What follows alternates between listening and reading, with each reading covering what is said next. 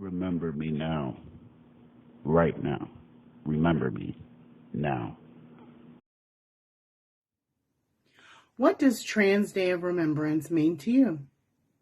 Well, if you think about it, we've been celebrating Trans Day of Remembrance for 23 years. That's 23 years of trans people, especially trans people of color, being murdered for just trying to be who they are. Remembering me now? You would think that, like, in 2022, this wouldn't be a thing, but it is a thing, right? So I can't be who I am. I can't be visible. Remember me now. Laws popping up every day that they're trying to pass to try to control everything about who I am, right?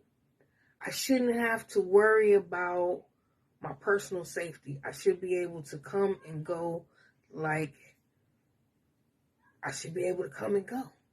You know, we're not celebrating. A lot of times we're taken from this world by people who were supposed to love us, that were supposed to celebrate us. And so in our death, somebody first needs to celebrate that our life, that we had enough courage to live as who we are.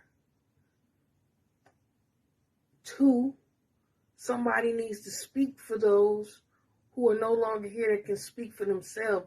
Somebody needs to be able to say, yo, they killing us and this is not right and we're not taking that no more. Trans Day of Remembrance for me embodies all of that. Celebrate the lives of the people who we've lost. We stand up and speak for them because it wasn't right that they were taken for no other reason than being themselves.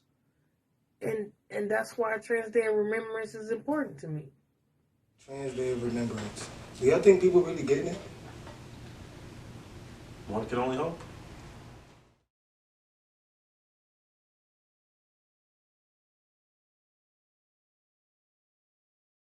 Remember me now. I feel like if we do not celebrate the victims who have lost their life tragically, it becomes something that becomes silent. So then it's not important. So if it continues to happen more, nobody's going to feel any type of way about it. The more we celebrate their life, the more that we try to make it known, like, hey, this is really a problem, and these things are continuously happening. Hopefully, it will bring the eyes of people who, can see the disparity. It will bring the eyes of people who, no matter what they choose to do, they deserve to live their life and be happy. So I think the more that we celebrate it, hopefully the less likely we will have, loss of life.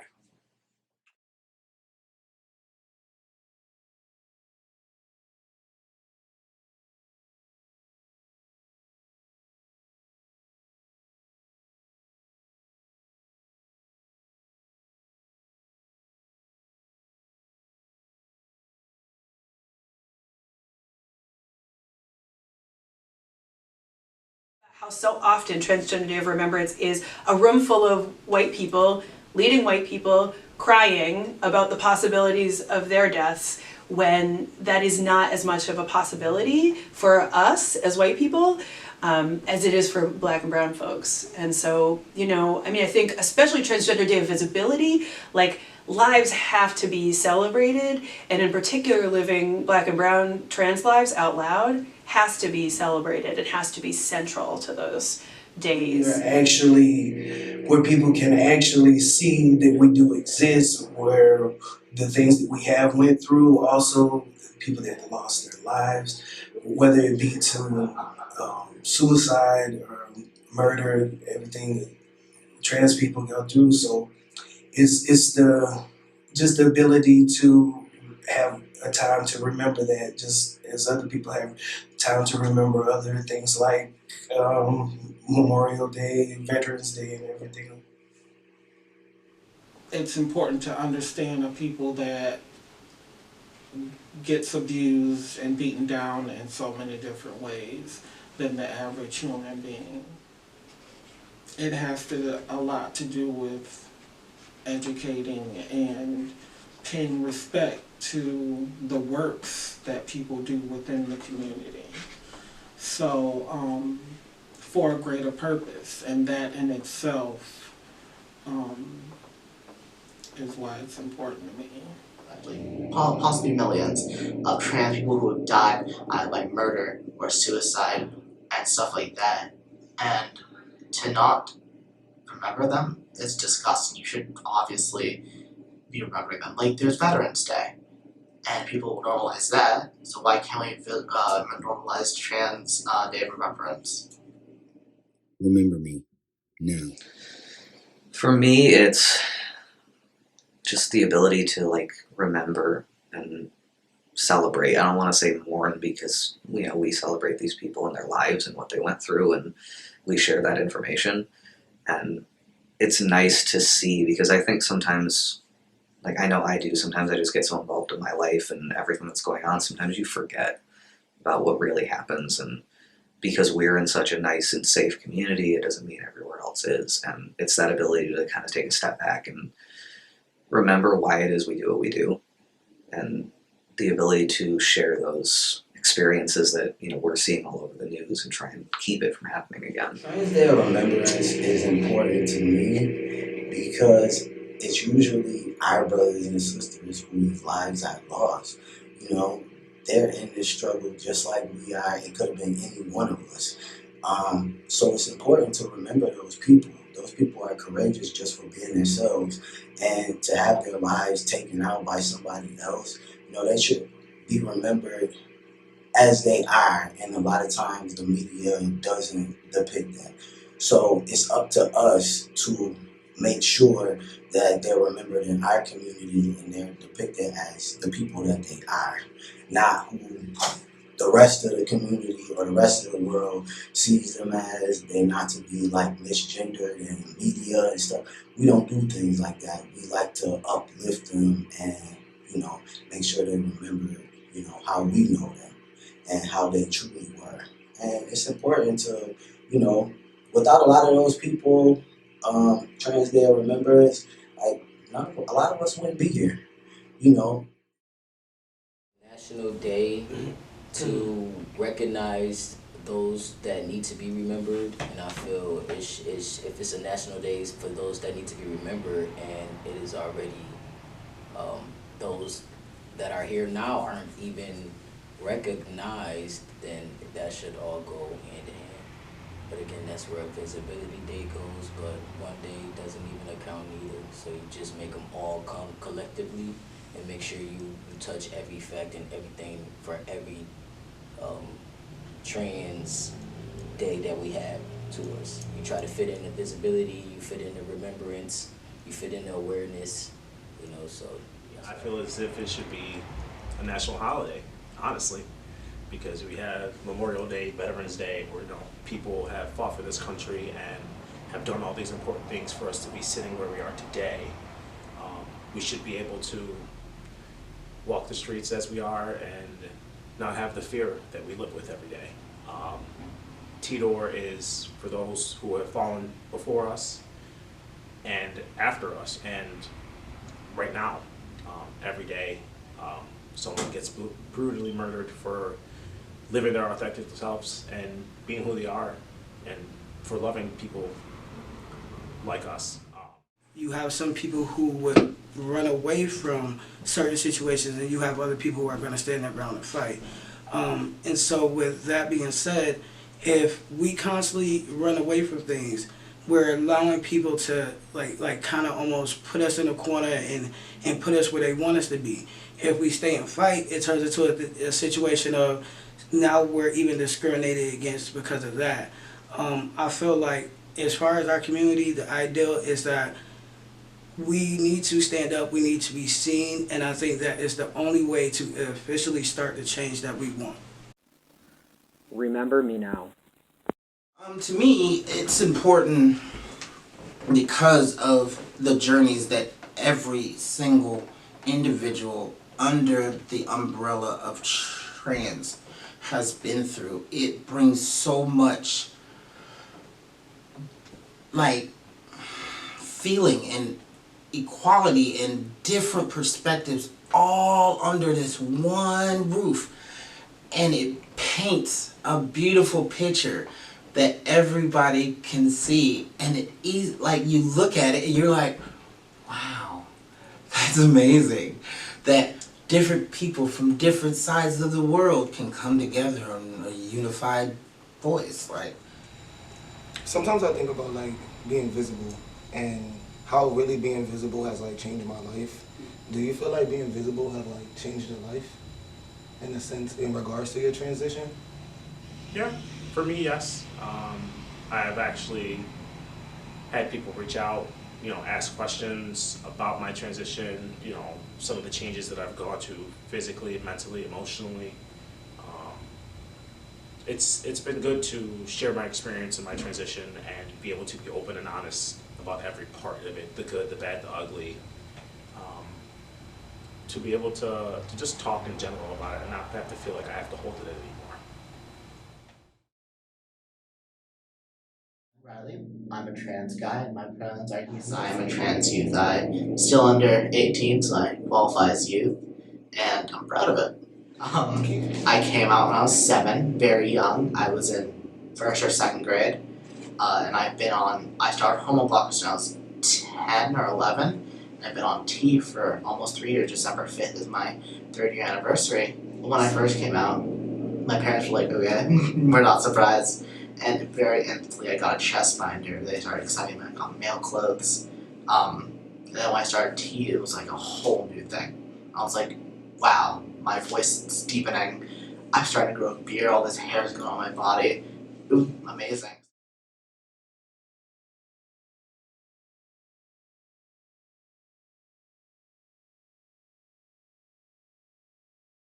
It just helps me blossom, If I didn't have the support, I would be in a terrible place. Even though the support's not gonna fix everything, I'm still very mentally ill, very disabled. You can't change that. But I'm as good as I can get mentally, and I've been getting a lot better. I thought a few years ago I would never get better. I was wrong. Definitely getting better. And the support around you really helps you get better. Because you can't get better by yourself. There always has to be something around you that's helping.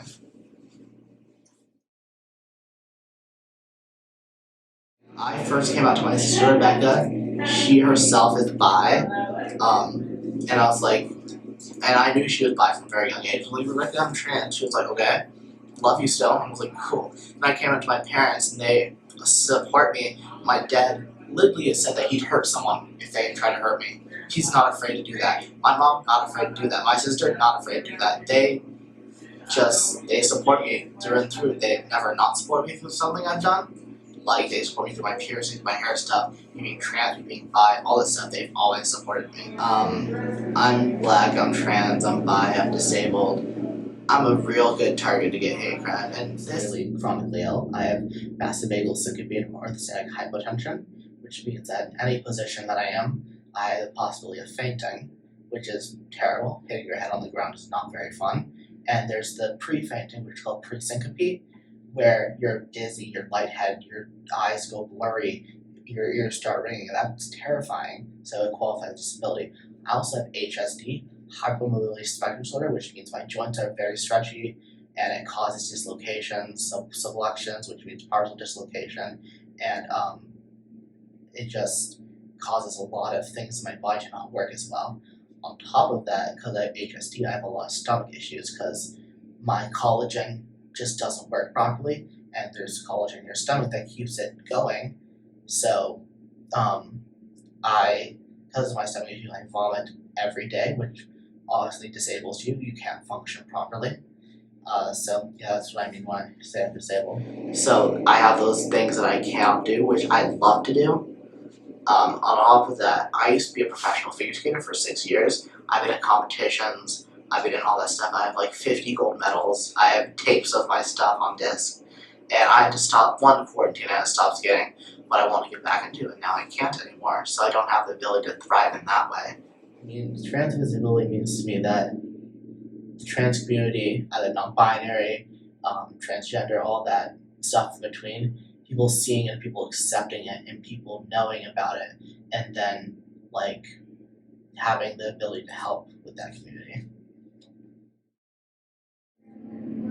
That I will always be a warrior in what I am, and that even though I'm disabled, I can still do things, you know? I might not have the ability to always be on my feet, or I might faint sometimes, but I still have all the ability to do whatever I want, you know? I can go out if I want to and do like a pride march. I do that still. I might have to have a mobility aid with me, or I can still I do chose it. me to survive, and you can too. Don't let nobody tell you any different. You're gonna get hot on testosterone, man. You're gonna get real hot on testosterone. You're gonna have your hot boy summer. It's gonna be great. And on estrogen, you're gonna get hot. Whatever you go on, you're gonna get hot when you're older. I'm only 16. This is the start. When I'm like 25, I'm gonna be hot as hell. Find a community that loves you. It can be hard to find at first, but I promise you that's out there. And when you find that community, talk about it. And even if your parents aren't accepting, there's gonna be a parental figure out there that will accept you. And that when you find that acceptance, that's when you start blossoming. Stay at home. Stay at home till you're old enough, because I did leave at 15, so left home and never came back. So I was too young for that. So stay until you're mature enough. Don't worry about the age or whatever. Stay if you're able to. Stay as long as possible. Always be prepared for the next step in life. Always be prepared. You know who you are, so just go with that. You know, it doesn't matter what you identify as. It doesn't matter, you know, the person that people want you to be. I say, be what feels right for you. You know, be the man that you want to be, or the boy that you always wanted to be. And don't let anybody else tell you any different. You know, only you gonna know what's right for you. Even if you may be young, you know in your heart what you feel. Not being afraid to look for resources. Sometimes we're afraid to seek information or reach out to somebody because we don't know how they're going to react to what we have to say. But there are people that you can reach out to, and you can't be afraid to do that. Just reach out, get help. Stick by it and understand that you have help out here. You're not in this alone. Stay true to you. Stay strong, for real. All you got is you and your support, but your first support is you. If you have that family support, it's even the greatest. I wish I could have transitioned when I was younger, so to know that the youth will have that chance to be able to start on blockers first, and then, you know, go to something different is definitely something I definitely look for back then. I mean, I feel like this next generation is going to come up with amazing pieces around gender that I can't even dream of yet, that I haven't dreamt of, that none of us have dreamt of yet collectively in our community, that are going to be incredible. And I can't wait for that day. I can't wait for that day to be like that old person who is like, the kids these days, wow, you know, and I really hope that I'm going to be more supportive than some of the elders in our, especially LG community, are for our folks nowadays. Remember me now. My name is Landon Jones, 34-year entrepreneur, and I'm born and raised in Rochester, New York. Having worked a lot of places in professional settings, it always was a question of how do I identify what's my name, even to the aspect of like everybody in the office to know what I prefer to be called, but on my paperwork it'll have like the name I was born as. So in that aspect, there's been times where I can see the difference in people in their demeanor, even when it comes down to how I identify going into the bathroom. The idea is that we have a safe place for us to actually be able to build wealth, build generational wealth, and give back to our community so other people like us don't have to experience the things that we went through. So you're constantly like with that thought in the back of your mind, are they gonna figure me out? Are they gonna clock me or whatever? Because I was a TSA officer for a while, and that's a very gender-based job, and I was not out as trans. I worked as cis, so I was constantly worried about, like, when we were doing pat downs and stuff on each other, are they going to find out? What is it going to be like once they find out? Should I have just came out as trans in the first place? So, like, in the idea of having to necessarily disclose. I don't think that in itself is a problem. I think it becomes a problem when you cannot disclose without feeling, scared for your life.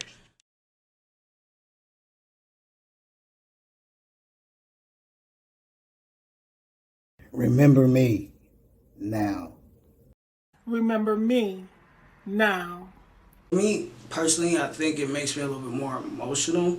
In the aspect that my family doesn't see me. The majority of my struggles was more of family issues rather than outside the house. So like for instance, if I go outside right now, nobody's going to think any difference of who I am or how I present myself. The struggles I felt like with my family, they always, whether it was intentional or not, some people were very disrespectful as far as calling me the name that my mother gave me or using the wrong pronouns. When we're out in public, you don't understand how that can trigger a violent situation or a bad situation for us. So, when the ideal for me, the way that I was raised, family's supposed to have my back. This should not be something that should be a struggle. However, they made it more difficult that as much as I love them, I choose to be away from them for the safety of me and people like me.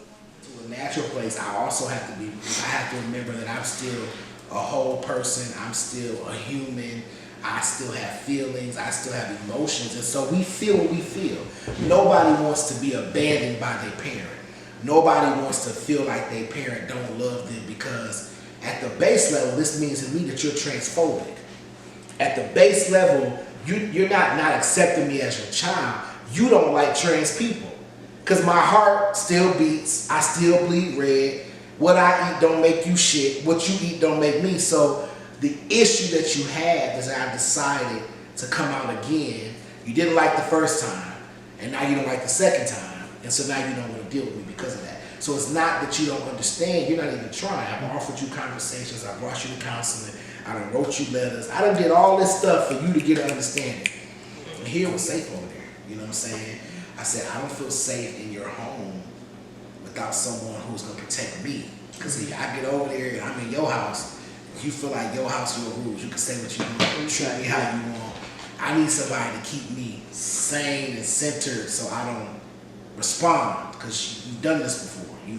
You haven't proven that you're not going to behave this way again. So until I know that you're not going to behave like this, then we're going to keep this distance. Comfortable, because when Christmas comes and Thanksgiving comes, holidays are very hard for me, which it's a thing in our community. It's very hard when you've been ostracized by your own family, to even stomach going into those seasons when I don't have that connection, but I create. And so that's what my intentionality looks like. Why I said I'm intentional about where I invest. When I was younger, I was very unhappy with myself, and because I was a woman then, I didn't have the support that I needed. Because now when I look in the mirror, I still have to adjust to who's looking at me, but when I realize it's me, I'm happy. I'm authentically happy. Like, the person I see looking back at me, that's who I felt I should have always been born as.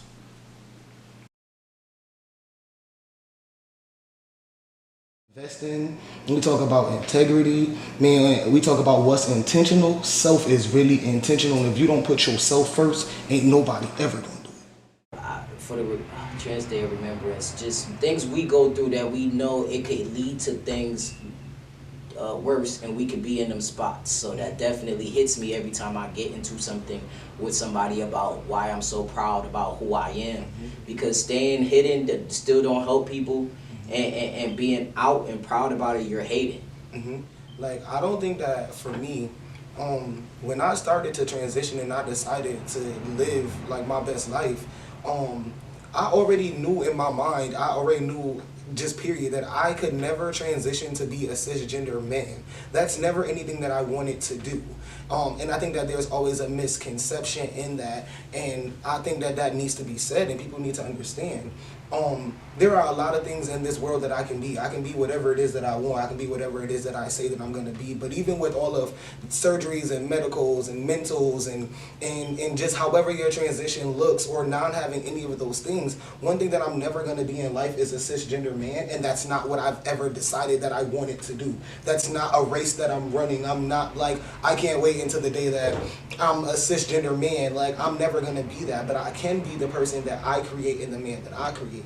And I think that people need to know that this isn't trying, like, me as a trans person, I am not trying to ever erase the identity of black cis men.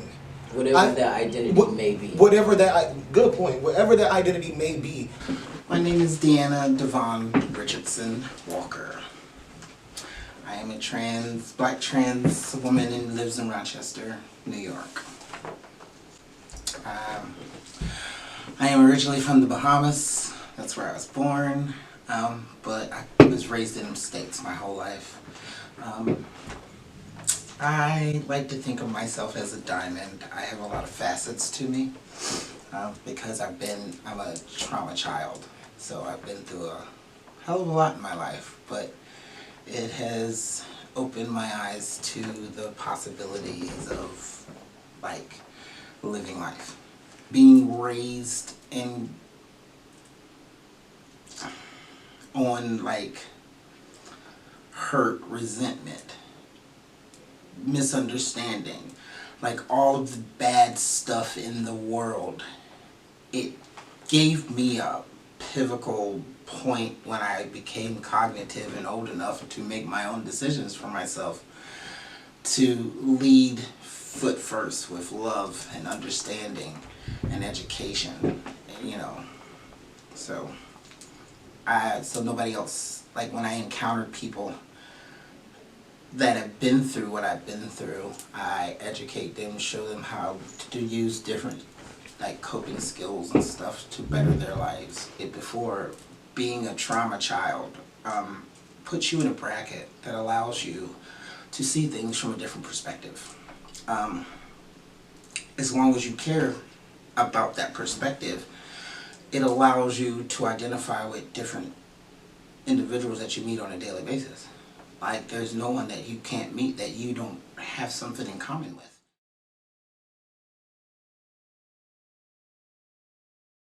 It gives them another perspective on how to see us, deal with us, engage with us, talk to us, have a conversation, and they will further come to the realization that, wow, these individuals are people just like us. We pay rent, we walk our dogs, we pay a mortgage, we pay car payment. Like, you know, we're human beings. I'm a firm believer that when it comes to authenticity, you cannot love somebody else if you don't love yourself first. Like, how are you going to tell somebody else what to do and you over here in the corner still struggling with stuff? You know, I'm not saying it's easy. You know, even me being as grounded as I am, I go through stuff, but I have the skills to get through it and keep my eye on the prize and keep going. You know, and that's something that a lot of people do not possess. You know, they go through stuff and they stay in that one place and they don't know how to get out of it. And they don't really have the community or the space to go to with other people to help them get out of it with real-time answers. You know, that's one of the keys that I use is real-time stuff. Remember me now. Everyone experienced everything different. I remember when I first met you, we talked about some things, and I remember the reason why I stopped going to different places and going to bars and stuff because I got told I was too cocky to be trans. In that sense, I've always been comfortable with myself. I've always been open about who I am as a person. Even as a trans person now, like, I've always been open and honest. Like, I would throw it in people's faces, make jokes, and not give two flying fucks. And I think that's why I don't get along with a lot of people because I'm very, very confident in who I am, and I'm not afraid to show it, and I'm not afraid to flaunt it. I'm not. And I will hold that as close to me as possible, because the moment I give that up is the moment I let them get in my head and let them change the kind of person I'm meant to be, the kind of person I want to be. Right. So with that being said, it's just we have to live our lives for ourselves and nobody else. That goes for family, relationships that we step into, whether it's romantically, friendships, situationships, whatever you want to call it. We always have to remember to choose ourselves first, no matter what, at the end of the day. And to just be happy about it, be proud. Who gives a fuck? You know what I mean? Like, it's not their life, it's ours. You know what I mean? I like for people to be able to kind of look at me and wonder, oh, is that a boy or a girl? But really, I'm neither. So, like, this feels to me like going back to the expression of my gender as a child. You know, as a child, I was always called a tomboy. I loved sports, yet I had this like long flowing like blonde hair, and also just like had this very like, you know, feminine and masculine energy to me, that's very like feminine and masculine form. I mean, I think that so often when we see young children are often like beyond gender definition. I remember when I had that long flowing blonde hair, my mom and I went to the hairdresser, I got it cut off, and everybody was like, it's so nice to meet your son. And like, I loved that as a kid, you know, and didn't like, and the defensiveness came from the adults that were around me. So I feel like as a child, I could 100% imagine a genderqueer future for myself and for all of us. I'm Mary Campbell, and my pronouns are they, them. I'm originally from Connecticut. I grew up in Connecticut, grew up there from like 5 to 18. I've lived all over the country. I came to Rochester to become the minister of the First Universalist Church. This is my first time getting to support the trans community as a trans person. Yeah, so for me, I identify as genderqueer, and what that means to me is that I am neither male nor female. I am someone who is beyond male and female. I feel like my gender is so expansive that it doesn't fit into one or the other. And honestly, I was really afraid to come out as genderqueer originally because I thought I would lose some of my femme gender expression, that would be gone if I ever really said yes to being genderqueer, because I've been so firmly femme. For me, growing up with a queer minister, the lesbian minister, was huge to me as a child, to know that like genderqueer people and trans people and people in the LGBTQIA Two-Spirit Plus community, all of us have been healers. We have always been, you know, people of spirit, and that like being out as a genderqueer minister is huge for me, and I hope is showing a way for another generation, because I know for me, having a queer minister growing up was a huge, it made it possible for me to think that I could do this work. For me as an author, it's been very interesting because I authored a book around recovery, it's 12-step recovery, that is very explicitly queer and is also, you know, for like spiritual seekers. So really trying to invite folks in recovery to think outside of the boxes, and 12-step recovery to think outside of the boxes that normally exist there. There's so much like he, him, his language conventionally there. But as a, you know, as a genderqueer person, I'm really inviting folks to think about higher power differently, to think about 12-step recovery differently. I hope also we're getting ready to print a second edition of the book that will actually have my real name on it rather than my previous name. So I'll have Lane Mary Campbell on it instead of my previous name. So spiritual space is really important for queer people because religious space has been stolen from us like multiple times. I feel like so many times we have been rejected by the, you know, the box that is religion. And so creating spiritual space for queer people and trans people is essential. For me right now, I'm part of a queer spiritual community that's like more earth-based and pagan, and we're building, you know, community that is inherently trans and queer, and looking at, you know, what does it look like to have a genderqueer divinity? What does it look like to worship the god X rather than god or goddess, especially in those particular traditions? And also, for creating trans and queer religious community, I have my folks go through and cross out men and women in our hymnal whenever that's referred to in a hymn, and put in like people or people together, or trying to use more, just less gendered language and less of that sort of binary language, and invite them into more non-binary space. So many ways that the church has contributed to violence against transgender people, and particularly the violence against Black and brown transgender people, for which we need to atone and attend and participate, but not necessarily always lead. Remember me now. Jatir T. Douglas. I'm from Niagara Falls originally, moved to Buffalo. I usually say, Niagara Falls made me, but Niagara Falls raised me and Buffalo made me. I really didn't find who I was. I've always been me, but Buffalo helped me to become who I am today.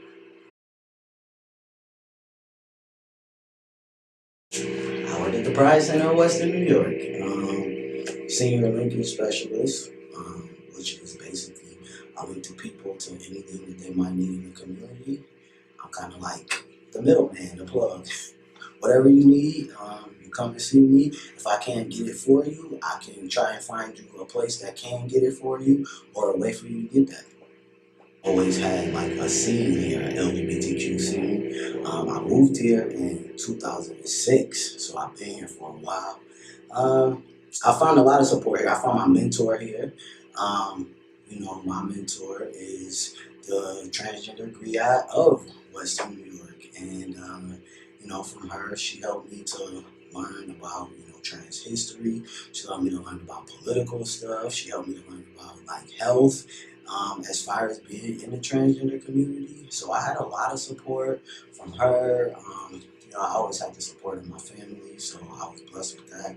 Family based, I have 20 nieces and nephews, and I think I just want to be remembered to them as being somebody who's always present in their life, and always telling them whether they right or they wrong, I'm always going to be there. So I think, and also teaching them, just take people as they are. That's part of my legacy that I want to leave, being able to influence people in a positive way too, just like that.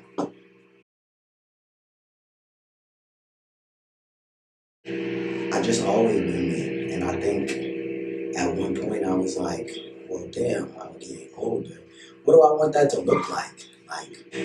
So really when it was transition time, I didn't have anybody I didn't have a blueprint. I didn't have no guideline. I didn't have no, nobody to be like, oh, you go here for this, you go here for this, you go, I didn't have none of that. So I had to research everything on my own. I had to figure out, my mentor could only take me so far because she is a trans woman. So, she could tell me the basics of history and things like that. But even she didn't have another Black trans male to refer me to, So I feel like it's important for people to see themselves in the community. It's important for us to be visible, so people that's coming up underneath us know that they have, people that they can look up to. They have people that they can ask questions to. They don't have to be lost and where do I start? They know that there's somebody that's like them that's out there, that I can go find this person or that person, and figure it out. I'm just most proud of just being able to be the person that I always wanted to be. That helped me find my history is Transgender Warriors by Leslie Feinberg. It goes through a lot of trans history. It goes through a lot of stuff. And then also, if you happen to be in this area, you need to seek out Ari Moore. You need to find her. You need to sit down and talk to her and find out, because she will take you all the way back to Egypt with trans history. She will show you the kings, the queens, and the pharaohs of, trans and non-binary individuals that all the way back from then. So, we we not new. Just like history and Europeans tried to erase black people from history, you think they're not going to try to erase trans people from history? They are about erasing anything that's not about them. You know, do your own research. Seek out somebody who's been here before us. You know, find those books that go into our true history. And if you really want to know, sometimes you have to do your own research too. But it's good to find an elder that's been there and, you know, that has that knowledge.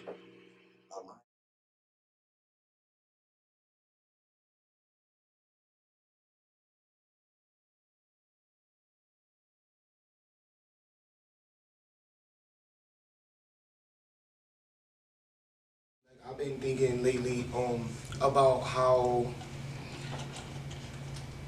different Trans Day of Remembrance becomes for me more and more every year.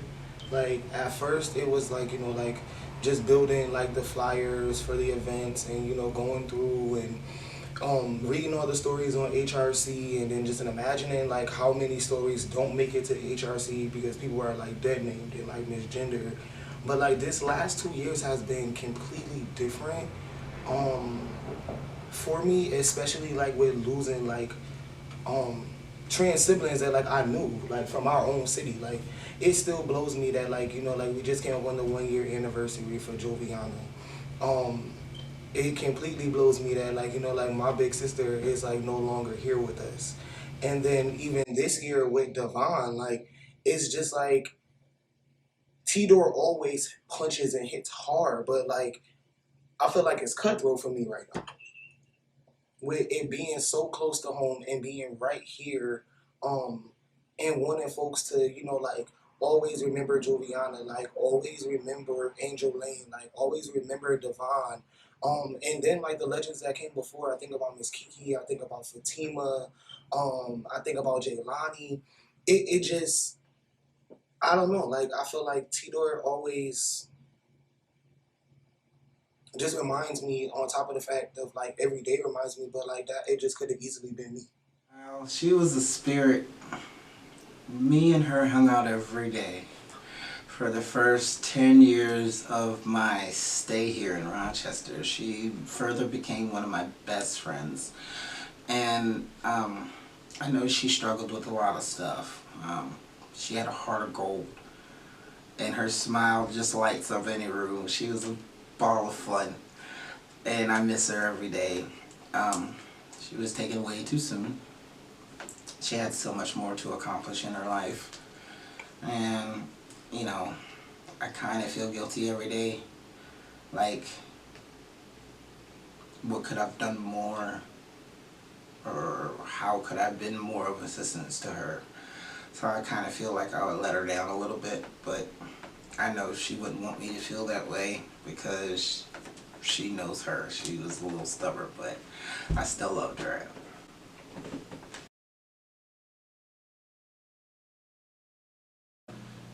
I utilize just kind of being more in nature and the natural beauty of things, rather than, I would say, to a degree sometimes dealing with people.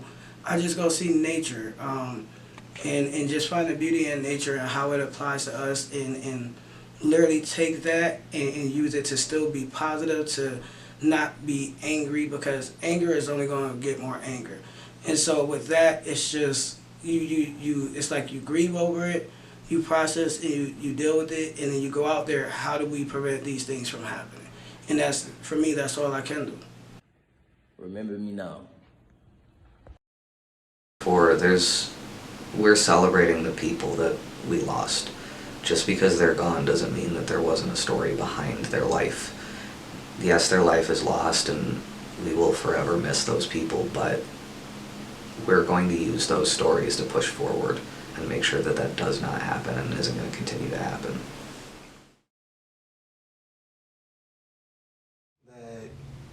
Was there ever a time when you reach out that you like imagine yourself as like who you are right now?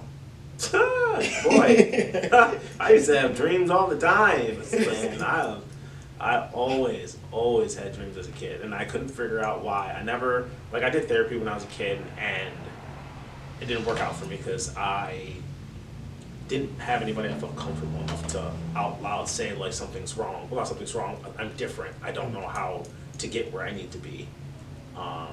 Unfortunately, there was someone really, really close into my life that I had no idea that was also trans. It was one of my aunts that passed away before my 30th birthday.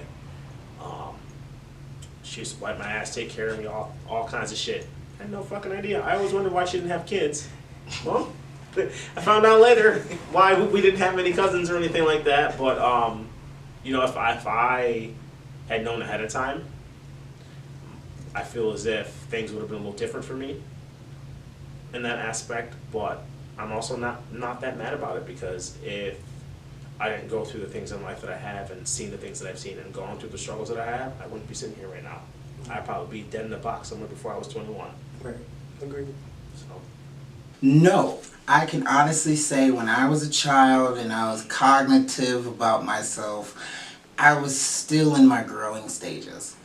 I was a little fat, little chubby boy with a jerry curl in a private home with a cook and going to school and just depressed about life. I had a Teen Beat magazine, and I went into the kitchen with my mom and I said, I'm their mother. And my mom said, no, you're not their mother, because you're a boy, you're daddy. I'm like, no, I'm their mother, and turned around and walked away. So that has stuck with me for a long time, and my mother even remembers that time, and for some reason very vividly. And she said that I did say that, and it just made me feel like I was not this dad that she was talking about, or the boy she gave birth to. I can remember on top of what my mom told me, like I just was never into, I was just always into the boy things. So I don't know, and I just literally everything from girls to toys to like everything. So I've never, I don't know, I just always knew and I was always with it. I just didn't know the word, you know. Same. So they already knew it too, but they just didn't know to what extent, and they see the extent. The second time was in high school. I envisioned myself as who I was today, to some degree. And I remember at that time not knowing how that was ever going to happen, because I would always have the fear of what others might say. So I carried that for a long time, but I definitely had those feelings around when I was adolescent to like my teen years. Yeah, I feel the same. I remember going to middle school and taking a backpack with me to change of clothes. Yeah. And send me out the house with a dress on or a skirt on, hair all done. And it's just like, go in the locker room and change my clothes, come back out. I look exactly like a picture that I drew of myself when I was like 10 years old. And I'm like, no hair, mustache, beard. Like, I look exactly like the drawings that I used to draw myself that I would tell people was somebody else. You know what I mean? You write the stories, you know, you young, you make up these characters and stuff, but you know that this is me, who I want to be, but you don't know how to express that as 5, 6, 7, 8 years old. I've always imagined that. I've said it since I was, as far as I can remember, like 3 years old, coming to my mother. And I actually told her that one day I'm going to grow a penis. And she said, that's not how things work. I said, but one day I'm going to grow a penis. And if she was alive today, she could mark my word for it. And, you know, I actually, because even at 14, I wanted a beard. And everybody said, the beard's not going to go with you. You know, you're a woman. No, I want a beard. I got my beard, so there it is. I think yes and no. I knew when I was 4 years old that I was not who I was meant to be. I remember not knowing exactly what it was, but being very vividly being like in the bathtub and being like, this doesn't feel right, something's wrong. Asking my dad, like, when do I get to shave? He's like, well, you can't. I don't think I would have seen myself down this path, but I definitely knew there was something that was not right and that needed to change. I always wanted to be like who I am now. I always wanted to be a father. Like when we played house as kids, like I was the dad. If I couldn't be the dad, then I didn't want to play. Like that was the only way that it went. And it just takes me back to, you know, like how young I was. I was playing house with one of my cousins and we got caught kissing, and I never will forget the whooping that I got. Because in my mind, as a little boy, I felt that's what boys were supposed to do to girls. I didn't have the capacity to understand about cousins and things like that, but I felt like I was just the little boy that they made put on the pink nightgown. Coming into a whole place and realizing that, okay, now, you know, even coming out as a lesbian and all of that, like everything was just always quote unquote wrong. No one ever sat me down to have a conversation. So like, I feel like I've definitely always known, and I feel like for a long time I was really scared. Like when I finally turned 30, I was like, this is it. Like I'm ready. Like I'm ready. Like I can't, there's nothing else that I can do at this point in time in my life, like, but to do exactly what it is and find myself and being. This is funny. What would I like to be remembered for? My loyalty and my dependability. Remember me now. My really cool hair and my piercings. My piercings, my hair, everything about me. Like, if I don't have some, like, a piercing in me or my hair isn't done and dyed, like, that's not me. Like, there's something up with me. I've had my ears gauged for, like, 2 or 3 years now. I've had piercings in general since I was literally, like, 6 years old. So they've always been a part of me. Then I started doing crazy stuff with my hair when I was in, like, middle school. And that's always been like, oh, Riley, colored hair. In this moment, I want you to remember me, and from now on and afterwards, I want you to remember me because I'm amazing. Being the life of the party, standing out on who I am and standing about who I am. I want to be remembered for being there and being a support for anybody that needs me. Being brave, somebody that's not afraid to show their true self and be there. And hopefully, when I'm done with my journey, somebody who's educated. Somebody who has always sought to have more information. Remember me now. Cuéntame ahora. I want to be remembered that I devoted myself to my work, my community, my family, and those I love and cherish the most. I want to be remembered that I was a gift and not a burden to this world. I just want to be remembered for being of service. I want to be remembered for being of service to Spirit. I want to be remembered for being of service to this community, to Rochester. I want to be remembered for being someone who is a minister, who is a religious presence, and also an out trans minister serving a congregation, accountable to people and accountable to their community. I want to be remembered for writing wild theology about non-binary divine figures and opening doorways and helping folks get free. Being a good person, being loving and caring. My sense of humor and quick wit, my warm personality, just being all around a friendly, nice person, a good-hearted person, and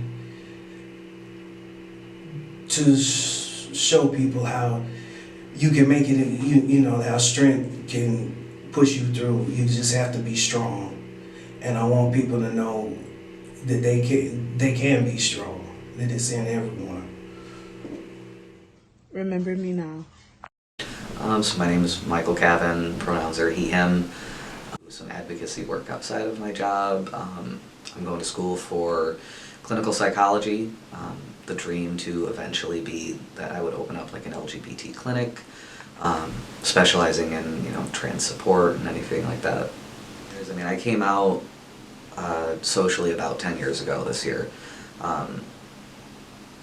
Even in that short time, there wasn't a whole lot of knowledge where I came from, just in that small town of Canandaigua, that I didn't even know what transgender was. I didn't know there was a word for it, and it was tough coming out because I didn't know anybody else like me. I got into drag, and I actually got to meet a lot of the trans community out here, and that helped me come out. When I started transitioning, just having that ability to talk to people like me kind of started me on my own journey of research and looking into everything. And it was when I started hormones about 3 years after coming out, and getting to meet all those people, that I really decided this is what I want and this is who I am. And about 3 years ago, after meeting my partner and being with him for a few years, I really talked to him, and he saw how passionate I was about going to schools and talking to people about my journey. That's when I decided to go back to school, and start trying to advocate in not even just like the community sense, but a professional sense too. And after that, it's kind of just going from there. In schools, it's been really fun because I think that's my favorite, is because I get to go meet kids who are just starting out in their journeys. One of the most recent ones I did right before the pandemic was a bunch of teenagers that were in the coming out stages, and they were like trying to figure out how to tell their parents, trying to figure out who they were. And it's really fun because you get to go and talk to them and let them know that there's people just like them. These kids come up to me all the time afterwards, like, I didn't realize that there were people with the same struggles that I had, and realize that, people do have good endings afterwards. And it's been fun too because I get to share resources with them, like some of the people I know here, like, hey, I can get you binders, I can get you these things, and let me know what you need. One of the most shocking ones, I think, was the military facility.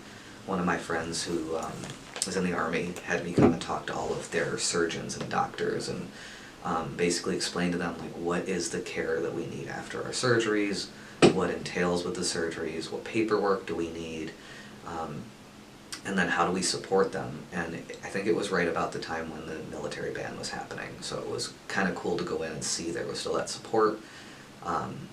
And having the doctors even come up afterwards and being like, I didn't know what the surgery entailed, I didn't know the recovery time, I didn't know mentally what you guys needed from me. So it's been, I want to say, like, enlightening for me too, to learn what it is that these people don't know in their profession and how we can help.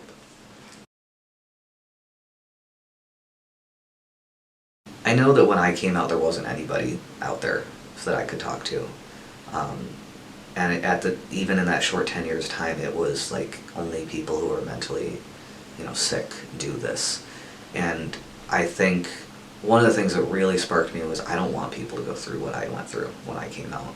I don't want people to feel isolated and secluded. And by being as open and out as I am, even if it puts me at risk for things, at least I know that somebody can see me and know that, okay, this is a good person, this is somebody who's doing something with their life, and is not all the stereotypes that they say that we are. And they know that they at least have somebody, even if it's a total stranger, that they can reach out to and talk to. Even just having that is worth it for me. But I just want to be a resource and be there for people that need me. Remember me now. It's kind of a little different than I noticed that a lot of trans people. I feel that I transitioned in reverse in a way, as I had a hard time trying to pass off as a female my whole life. And I noticed a lot of trans men and trans masculine, they sometimes have challenges trying to present more male, but I never had that issue. I had the issue of trying to present as a female as a child and through my teenage years, and that really caused a lot of depression and stuff. Now everything fits. So. Because I don't actually see myself in the outside world as being trans. Is not something that I think about on a daily basis because I'm not ever misgendered or anything like that. So, well, Fabian is, I'm basically a loner. I'm a quiet type, but I got a good sense of humor. I don't know, I'm pretty much an all around person. I am 42 years old and my pronouns are he, him. You're never too old. In fact, I think that plays a big part in why I look so young. A lot of people think, you're never too young because it just gives you more energy. It makes you feel more of your authentic self. So that's going to bring the youth out in you. So now, transition whenever. If you're 60, 70, whenever you get the notion to do it.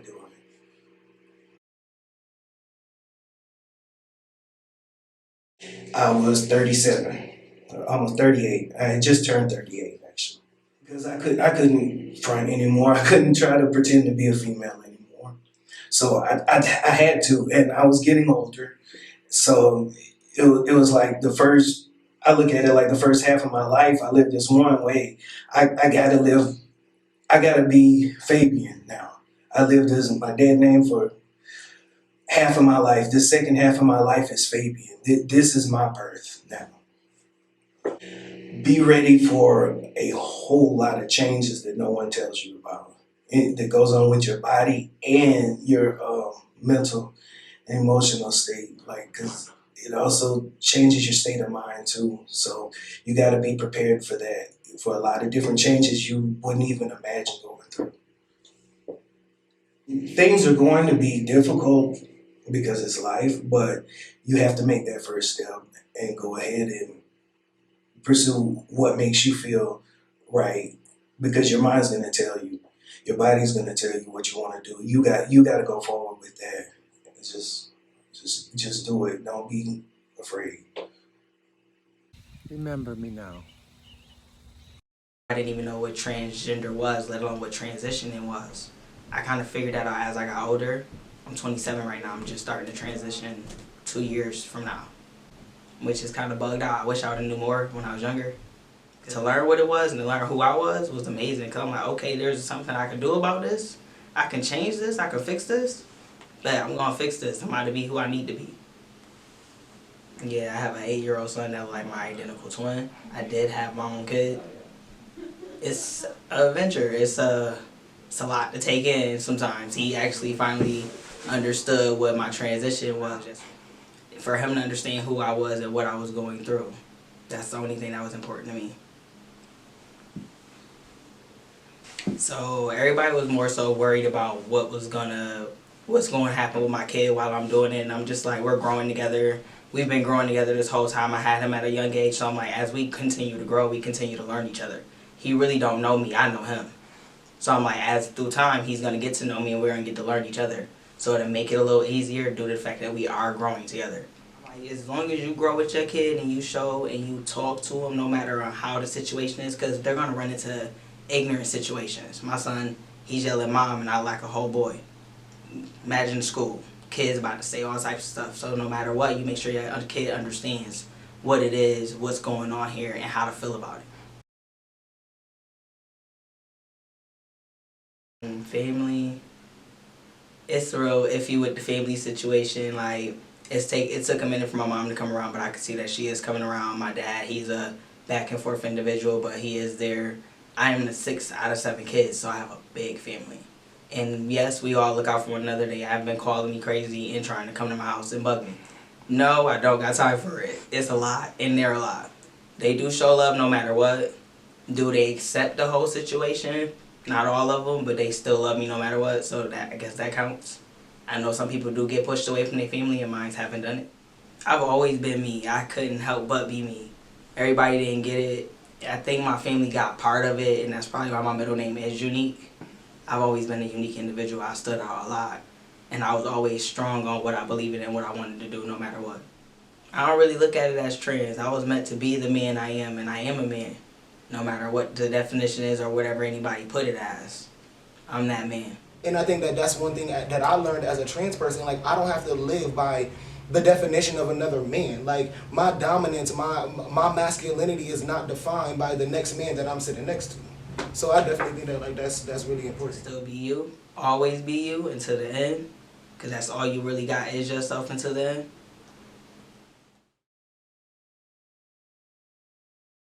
At first, I wasn't really doing it to get attention or to be that individual. Somebody wrote me one day and was like, yo, you're going to be an inspiration one day and you need to do this. So I'm like, okay, bet. I'm going to start posting on TikTok. I didn't even know what the heck TikTok was, let alone how to work it. I just started playing around with the camera. Next thing I know, people were asking questions about my transition because I started posting everything about it. A lot of people was coming out of nowhere and was like, I'm thinking about doing this. How did you start? What made you start doing this? I just kept going as the time kept going. It literally just went out of my hands. It's by the time I knew it. I didn't even know. I'm still stuck. YouTube got me stuck right now. I have no idea what to dish out, but they're looking for so much. Didn't even know it was going to be like that. It was more so of me being bored. And it came out to be me being an inspiration by accident.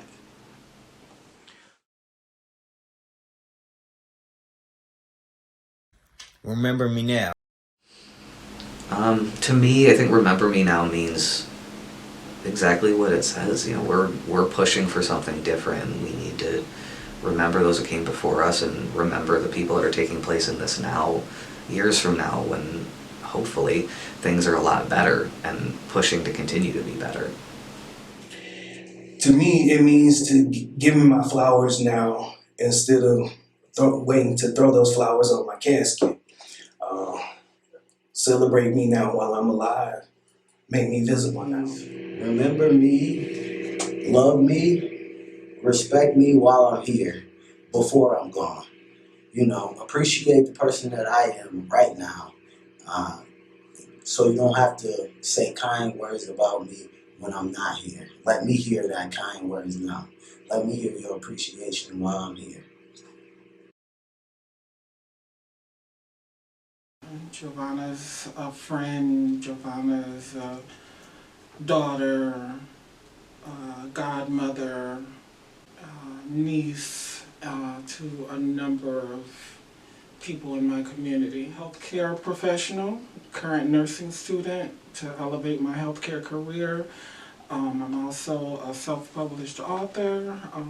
I currently just released my 4th book, which is available on Amazon. I'm also activist and advocate for many in the Black and Brown and plus transgender community. There's a lack of respect in healthcare for the transgender and the gender non-conforming community, especially with Black and Brown folks. We have to understand that each situation is not the same, and each person's experience won't be the same. So there has to be a certain level of understanding and education that comes with allowing to provide the best quality health care that they can be provided.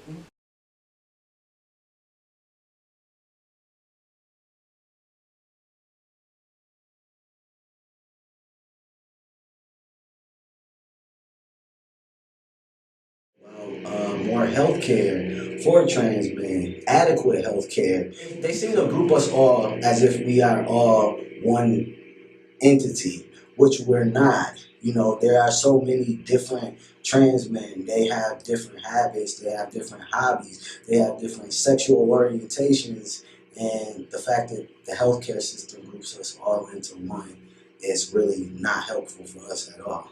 So Founded and currently run an organization called WAVE, WAVE Women Incorporated. WAVE stands for Women Appropriating Visibility and Empowerment. It's something I started back in 2020, and we just recently received our 501c3 nonprofit organization paperwork. Organization that advocates for Black and Brown, trans women, gender non-conforming people in the community, We help with housing, getting resources and information and help with that, food, clothing. Me and NGMT did a couple of clothing and coat drives, and it's very fulfilling to do that for the community, and that's why I started this organization to help empower, educate, and inform the world of our culture, of our lives within the community. The My Way Project, which is bringing stories of local transgender and gender non-conforming folks in Rochester, New York. It's going to be a project that will help to educate others and allow others to share a story that may open the eyes to many in the community about many different things. Remember me now.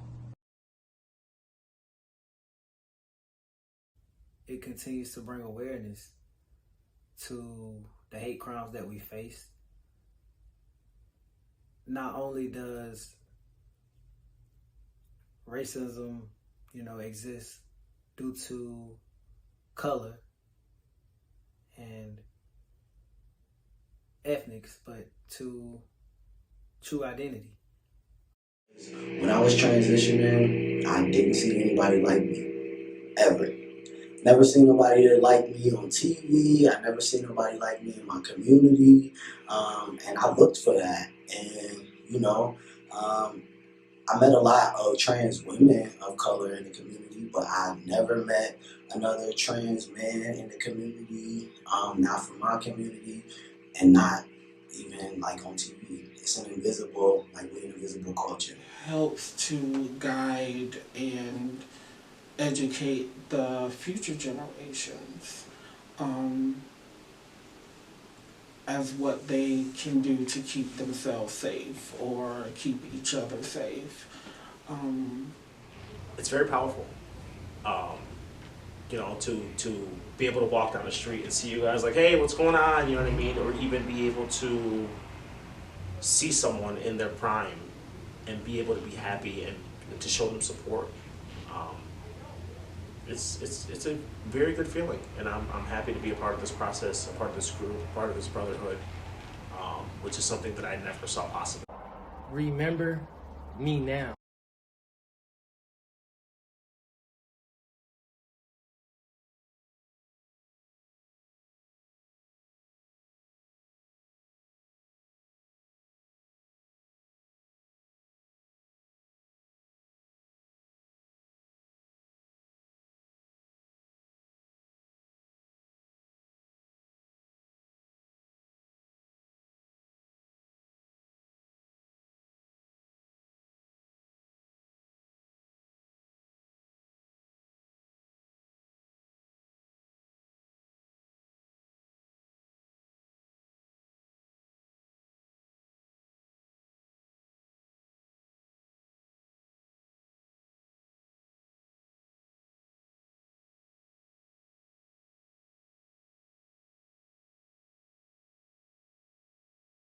Remember me?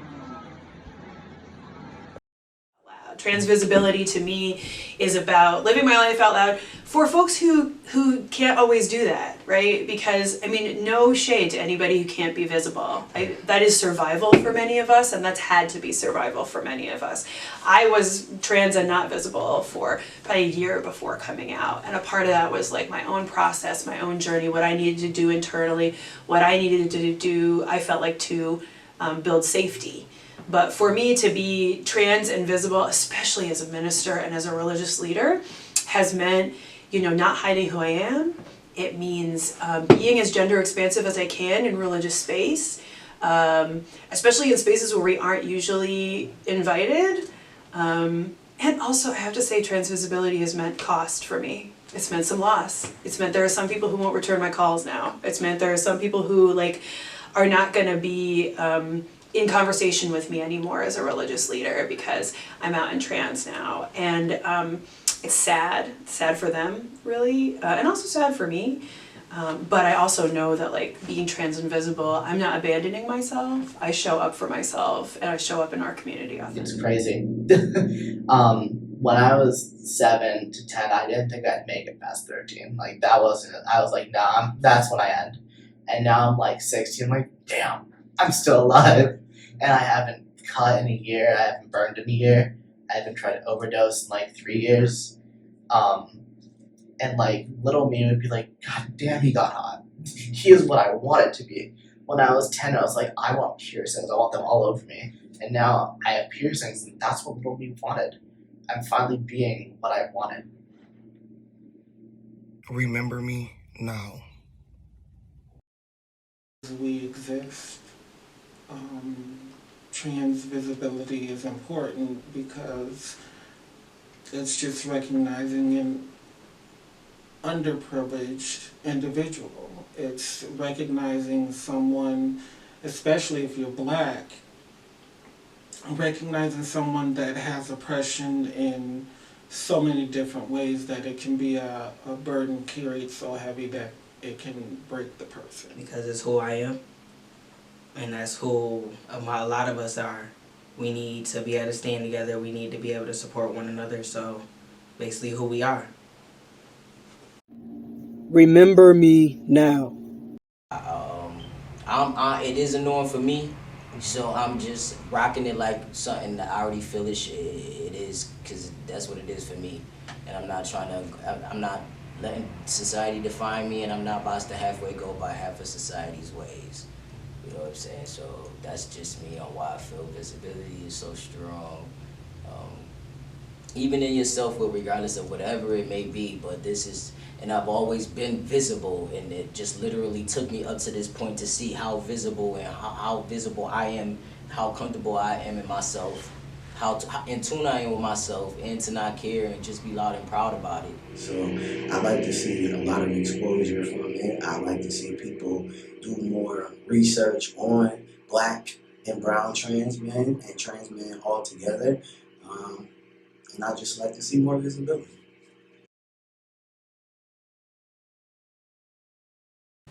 We'll be all right. We'll figure this out together. We always do. Ask as many questions as you can. Make sure you do all your research. Definitely do all your research. For someone who is fighting to be their authentic self, I would say, take time and quiet, get discerning about who you are, reach out to your people, make a list of the people who love you and who support you, and keep that list in your pocket. Call those people, reach out to those people who are going to love and support you.